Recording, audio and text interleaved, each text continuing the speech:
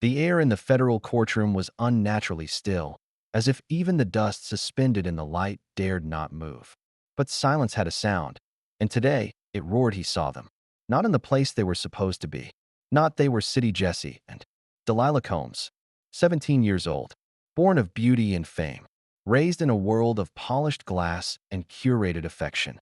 But now, they sat apart, hands intertwined, eyes locked forward, to Shawn Diddy Combs, the titan of music and industry.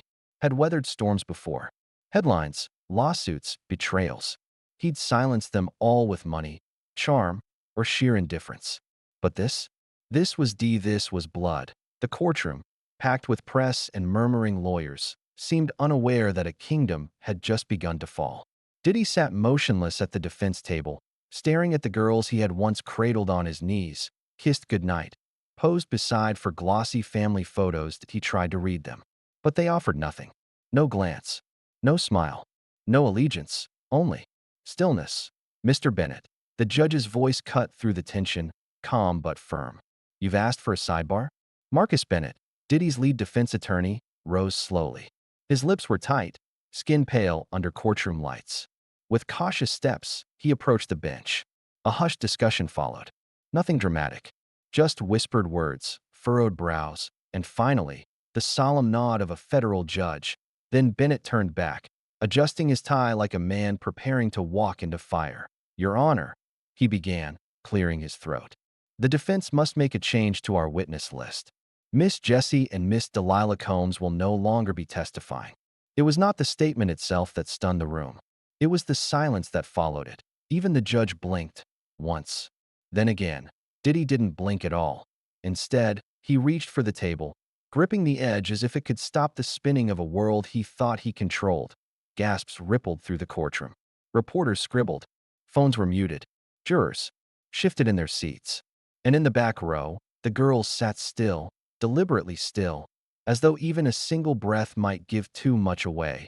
They had chosen distance. They had chosen truth. And for the first time in his life, Diddy realized, no amount of fame could make your children lie for you. A faint ringing filled his ears. His heart felt distant, like it no longer beat for him. He reached for the glass of water in front of him, but his hands trembled. He couldn't swallow. He couldn't breathe. Bennett was still speaking. Something about voluntary witnesses, legal rights, no subpoena, but the words melted into static. The courtroom's cold lights blurred. The walls seemed too close. He turned his eyes toward them again. Jesse's jaw was set, clenched like she was holding something inside that might break her if spoken. Delilah? Delilah's eyes shimmered, but not with tears. With resolve that he had taught them strength. He just never imagined they would use it against him. The judge spoke again, asking if the defense wished to continue. But all Diddy heard was the emptiness of the space beside him, where his daughters should have been, where his legacy once stood. It was not always like this. Once, the same girls who now avoided his gaze had clung to his hands with trust so complete it frightened him. Once, the world saw him not as a mogul in a courtroom, but as a father, devoted, grieving, and fiercely present. The flashbulbs used to love them. And Diddy loved the flashbulbs. That he remembered the photo. The one that went viral after Kim Porter's funeral in 2018, that he was holding Jesse and Delilah close. Both girls in black dresses, their eyes wide with loss, his hand resting protectively over their shoulders like a shield. The caption read, "A father's promise." He had whispered it to them that day. I've got you. I'll never let you go. And he meant it, at least in that moment. Diddy threw himself into the role with the same precision he applied to his business empire. Red carpets became family statements. Birthday parties turned into branded events. Instagram became a love letter to fatherhood. Carefully composed, curated, and filtered, he called himself a full-time father. The press adored it. He was the grieving widower who stepped up, who kept his family close, who, in the midst of scandal and empire building, still found time to braid his daughter's hair and post motivational captions beneath their prom pictures. IT worked, and IT always worked. For years, the illusion held strong. Business meetings took place on yachts during family vacations. Brand deals coexisted with bedtime stories. Interviews praised him as a man who turned tragedy into fatherhood behind closed doors. However, he was always meticulous. There were rules, Phones off at dinner. No outside friends without approval. Image came first, always. Even grief was managed in neat compartments. Carefully timed between public appearances, the girls obeyed. At first, they were children. And children believe in the world their parents build. But time is cruel to fairy tales that as the girls grew, the lines blurred. Questions came. About late-night meetings. About whispers behind locked doors. About the lawsuit headlines they were told to ignore. Still, he smiled. Still, he posted. Still, he reminded them of the promise. Family above all. But now, here he is, alone in a federal courtroom that smelled of wood polish and old tension. The promise, like the image, had fractured. Diddy turned his head slowly, almost imperceptibly, back toward the rear of the room. They were still there, but they were no longer his. The third day of trial began like any other, but the silence was heavier. Diddy sat straighter than usual at the defense table, jacket perfectly pressed, watch gleaming beneath the cuff. Yet his eyes flicked, again and again, to the rear of the courtroom. The seats were filled. The cameras rolled quietly from designated corners. Reporters scribbled behind slim screens. And the twins were there again. This time, they wore light gray. Simple, elegant. No bright color to suggest joy or confidence. Their faces were calm.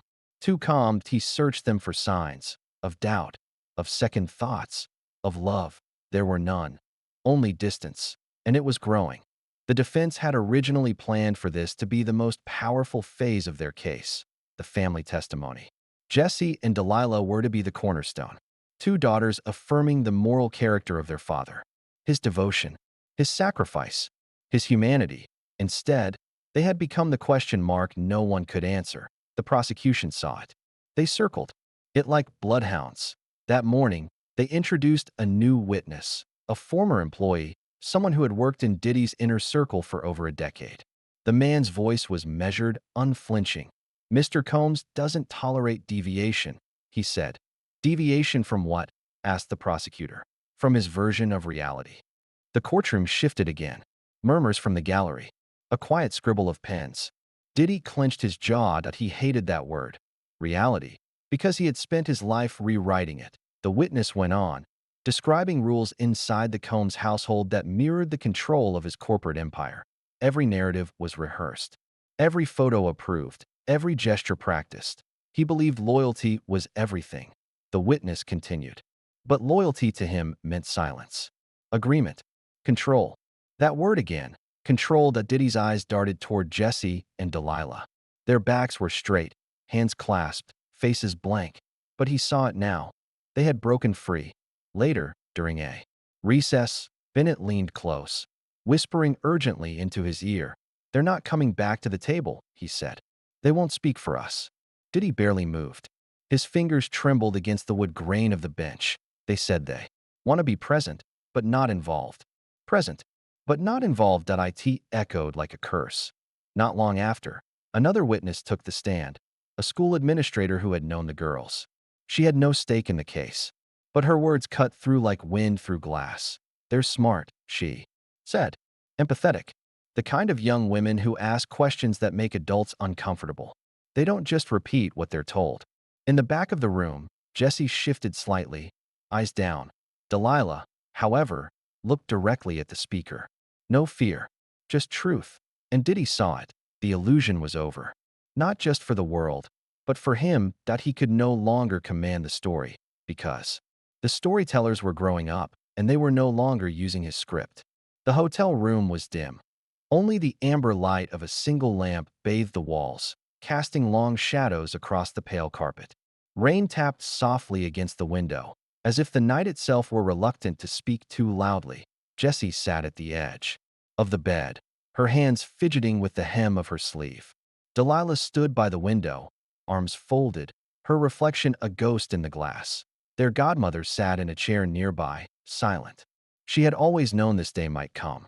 Just not this soon. On the table beside them lay two printed statements, drafted by the legal team, intended to frame their testimony. Simple, polished, harmless. Words they had been asked to read. But they could not. Delilah finally broke the silence. "Do you remember what he said after Mom died?" Jesse nodded. "He promised we were his only priority." Delilah's jaw tensed. But priorities don't come with conditions. There was a long pause. The godmother spoke, her voice low and steady. You don't owe the world a lie. You don't even owe it the truth. But you owe yourselves the right to choose. Jesse turned to look at her. What if our silence ruins him? Then it ruins him, the godmother replied. But at least it does not ruin you. They had heard too much in court, seen too many contradictions, heard accounts from people they once knew as uncle and auntie contradict the stories their father had told them for years. The worst part was not the lies that it was the realization that they had believed them. Delilah walked to the table and picked up one of the prepared statements. He says we're family, she whispered. But family should never have to choose between truth and loyalty. Jesse stood, walking beside her. So what do we do? Delilah's voice was steady. We say nothing. No statement. No testimony. No performance. No lies. The godmother reached forward, took both of their hands. You two are not little girls anymore. You have the right to speak. Or not to. Jessie looked down at the paper in her hand, each line designed to present a father who had done no wrong. A man who cooked pancakes on Saturdays. A man who braided hair and read bedtime stories. Some of that had been real, but not all of it. And now, the truth was no longer simple. As the night grew quieter, the decisions settled between them. Not loud, not dramatic, but heavy. They folded the statements in half and left them on the nightstand. And in that quiet, deliberate choice, something profound shifted. They weren't just his daughters anymore. They were their own. The morning was too bright. Sunlight streamed through the courthouse windows, indifferent to the weight of what was about to happen. Cameras clicked outside as reporters huddled like vultures, guessing names, preparing headlines. Inside, the courtroom buzzed, low murmurs, shuffling papers, the muted clearing of throats at 9:03 a.m. The heavy wooden doors opened. Jesse and Delilah walked in. The room froze. They wore matching navy blazers over white dresses, simple, unadorned, unshakably composed. Every eye followed them as they moved past the crowd, not toward the defense table where they had once sat proudly behind their father, but to the last row of benches in the back. That quiet act landed louder than any gavel. Diddy turned in his seat, slowly, cautiously, like a man hoping against hope that what he saw wasn't real. But it was. His girls had chosen distance. Marcus Bennett rose from the defense table and approached the bench. His face was pale, his mouth drawn tight like a rope about to snap. Your Honor, he said, voice barely above a whisper. The defense must amend its witness schedule. Miss Jessie and Miss Delilah Combs will not be testifying. The courtroom collectively gasped. Even the judge's hands paused mid-motion. Her eyes narrowed. Counselor, she said slowly, these witnesses were pivotal to your case. May I ask why they are being withdrawn? They are present in court but have chosen not to participate, Bennett replied.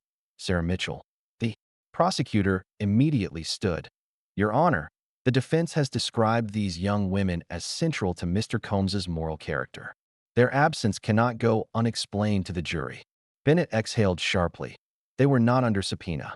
They volunteered, and they have exercised their right to decline. Gasps again. Pens scratched feverishly. In the back, the girls sat perfectly still, hands clasped, eyes fixed forward, but Diddy was not still that he grabbed his tie, loosening it, his chest heaving. His right hand trembled as he reached for a glass of water.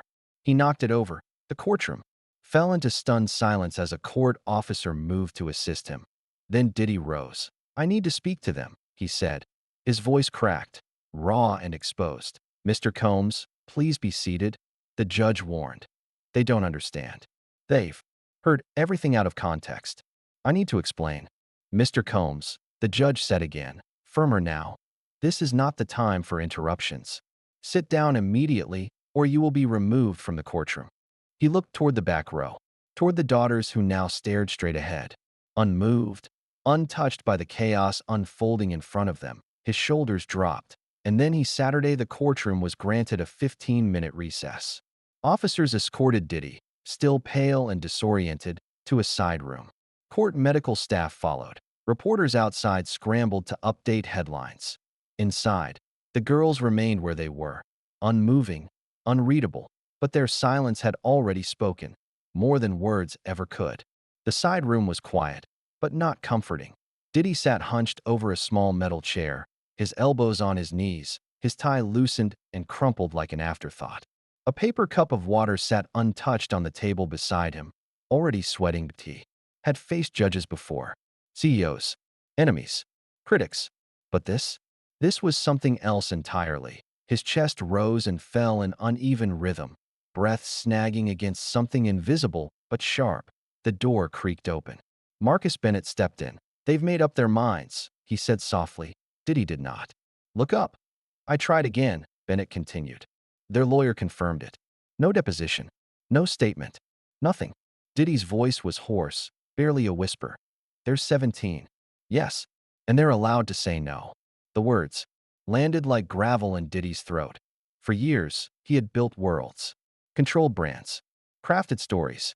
Even grief had become a polished narrative, something to be framed in gold and sold to the public.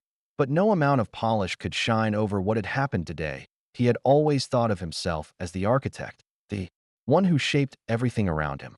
The music, the businesses, the legacy, and the family, especially the family that he had played the role perfectly.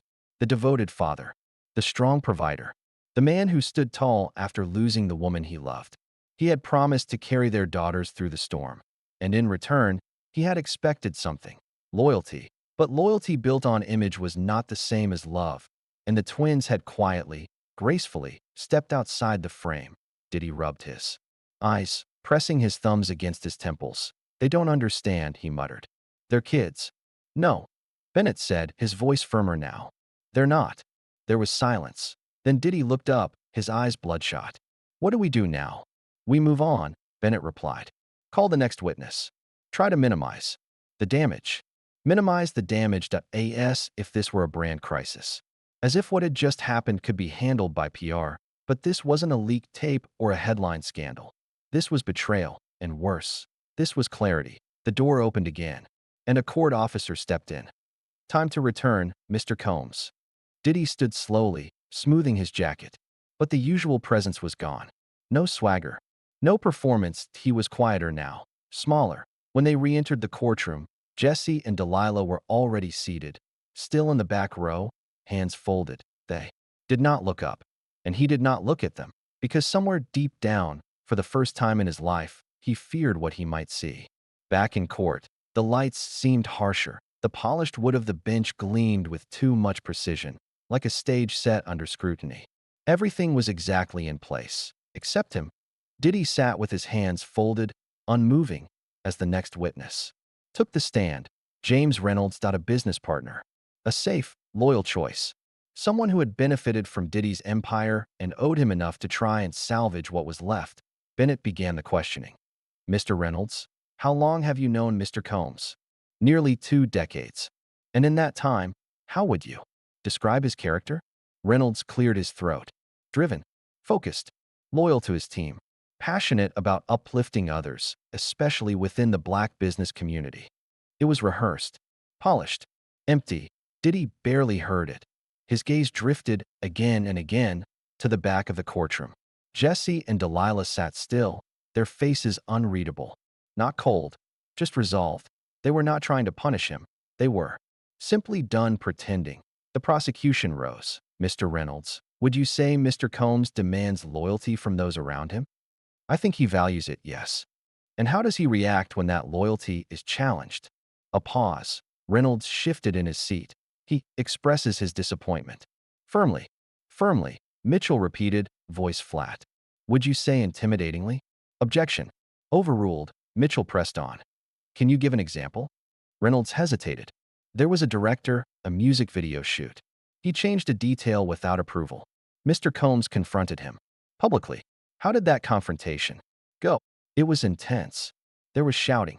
The director left the set." "And did Mr. Combs apologize?" "No. He expected compliance." Mitchell let the words hang. The courtroom didn't move. Even the sound of pens had stopped, because this wasn't about a director. This was about control, about narrative, about the collapse of the version of Diddy that had once been bulletproof. Earlier in the trial, a former assistant had testified about the layers of secrecy. Phones collected before meetings, contracts signed before parties.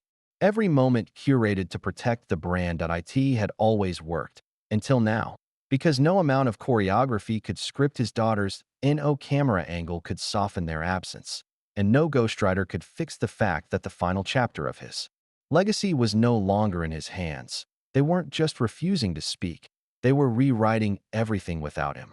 By mid-afternoon, the defense had run out of theater. There were no more family videos. No more tearful testimonies from lifelong friends.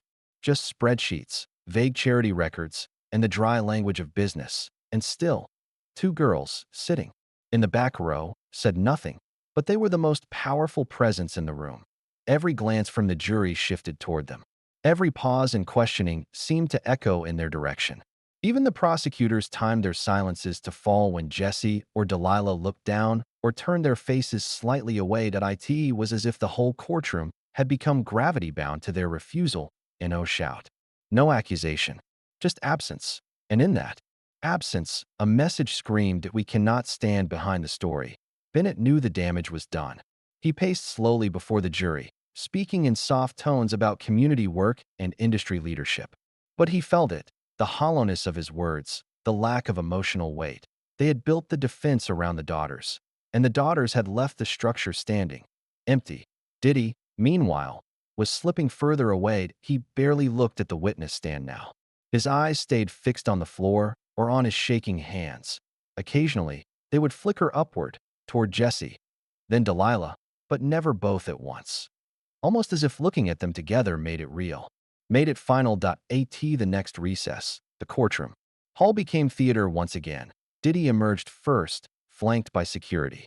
The hallway buzzed with voices, flashes, tension. Then came the twins, walking closely beside their godmother and attorney. Their footsteps were calm, measured, the kind of silence that made even strangers step aside. He moved toward them. The security team stiffened.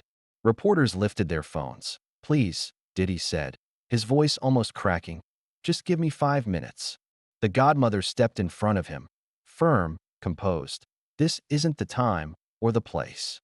"They're my daughters," he said louder, anger curling at the edge of grief. "They don't understand what's at stake here." Delilah met his eyes. "We understand exactly what's at stake." Then Jesse added, softly but clearly, "That's why we can't do it." For a moment, everything stopped. The hallway, the press, even the lights seemed to flicker. Diddy's face twisted, grief, disbelief, and something darker. "Your mother would never have allowed this," he said. It was a weapon disguised as sorrow, and it landed hard. But the godmother stepped forward, her voice like steel wrapped in velvet. "Don't you dare use Kim like that. She would have protected these girls, even from you." The security detail moved in, gently separating them. Diddy stood there, alone. The hallway, once filled with noise, now swallowed his silence. And just like that, the image of the family man was gone. Not in an explosion, but in a breath. The courtroom lights no longer flattered him. They exposed him. When Diddy returned from the hallway confrontation, something had changed. Not just in posture or breath, but in essence. He no longer filled the room. He no longer led the defense team with subtle nods or quick glances. He Saturday and stayed stilled, whispers with Bennett. No slight smirks when objections were sustained. No acknowledgement of the jury. He simply folded his hands, rested them on the table, and stared forward as if the trial was happening to someone else. Because in some ways, it was. The man who had walked into the courtroom weeks ago, polished, poised, untouchable, was no longer here. What remained was someone quieter, someone slower, someone human. The final witness for the defense was called. Another longtime colleague, another voice attempting to paint a picture of a generous entrepreneur and cultural pioneer, but it fell flat. Even the strongest testimonials about his business brilliance felt disconnected from the emotional vacuum left by the twins' absence. Jurors listened, but their faces were unchanged. No lean-ins, no raised brows.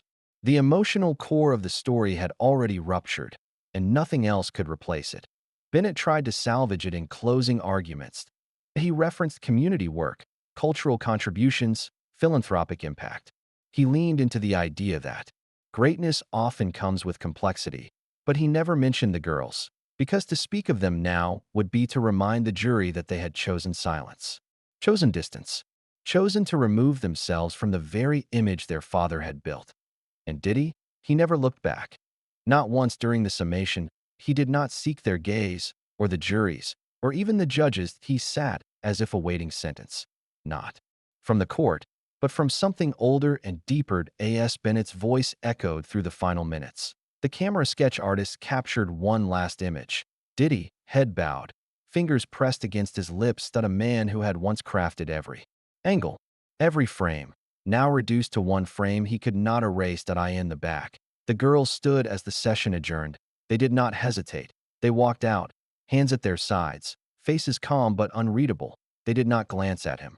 And he did not try to follow, because for the first time, Shawn Diddy Combs knew this story was no longer his to direct. The courtroom doors swung shut one final time that evening. There were no camera flashes now, no whispers. Just the faint creak of benches as everyone settled in for the close. The prosecution would make their final argument the next morning. But tonight, it was the defense's last breath. Marcus Bennett stood at the podium, a single sheet of paper in hand. He cleared his throat, but the usual force behind his voice was gone. He spoke like a man giving a eulogy. "Ladies and gentlemen of the jury," he began, "what you've heard over the past weeks is not just the story of a man, but of a legacy." He spoke of vision, of business, of culture. He painted Diddy as a builder of dreams, an innovator, a father who had weathered personal tragedy and still shown up for his family. But there was a hollow ring to it, because the one thing everyone had been waiting for, the testimony of his daughters, never came. And now, their absence lingered like fog that refused to lift. Bennett never said their names. Not once. T.O. mentioned Jesse and Delilah now would only ignite the ache of what had been lost, not legally, but emotionally. It would be an admission of collapse. So he focused on achievements, on empire, but the jury's eyes said it all. They had already made their emotional decision, and no empire could fill that silence. Diddy did not react. Not a blink. Not a nod. His lawyer made the final plea for understanding, for fairness, for mercy. Diddy sat like a sculpture, stone-faced, still, but his hands betrayed him. They clenched and unclenched, slowly, methodically, as if trying to hold on to something slipping between his fingers. The judge thanked the defense, then dismissed the court for the day. There were no theatrics when it ended, only stillness. The courtroom emptied slowly.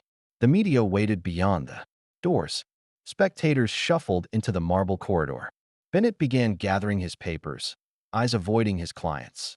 Diddy remained in his seat. For a full minute, he did not move.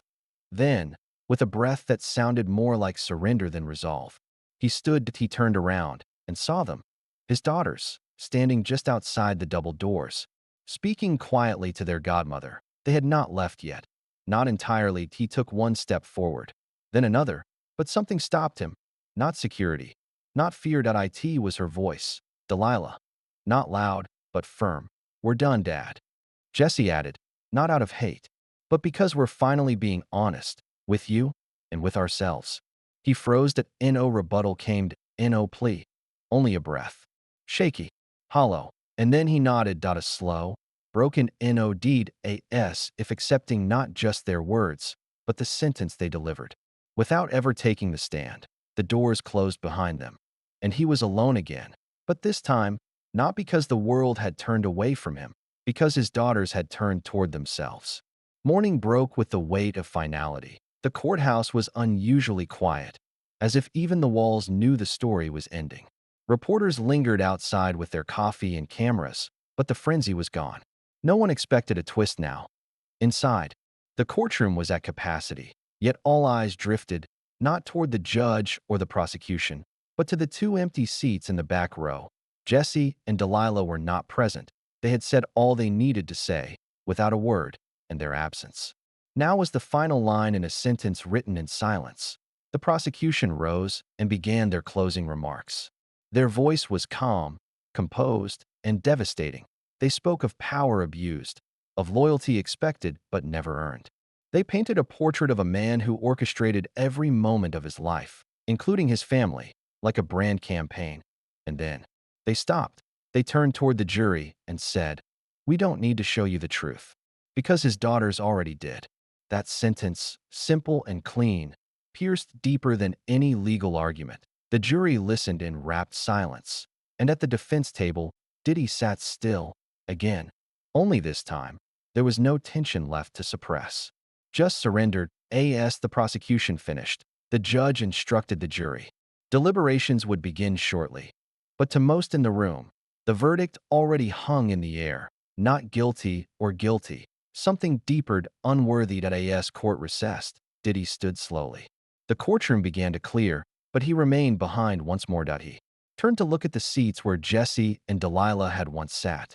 A memory flickered. Two girls, giggling in matching pink dresses, running toward him backstage at a music award show. Their arms outstretched. Trust unquestioned. That memory hurt now, because it was no longer true. Or perhaps, it never fully was. He walked alone through the corridor. No security, no publicist, no children, just him, the man behind the myth. The myth, now cracked at as he stepped. Outside, the cameras snapped again, but not with the same intensity. There was no glory left in the moment. No drama, just the soft click of shutters recording the end of something unspoken. Later that evening, news outlets would run headlines. Diddy's daughter's refused testimony. Silence echoes louder than words, legacy or illusion. The fall of a family man, but in one courtroom sketch, the one that would go viral without a caption. He was drawn slumped at the table, head in hands. Beneath the gaze of two empty chairs behind him, it said everything.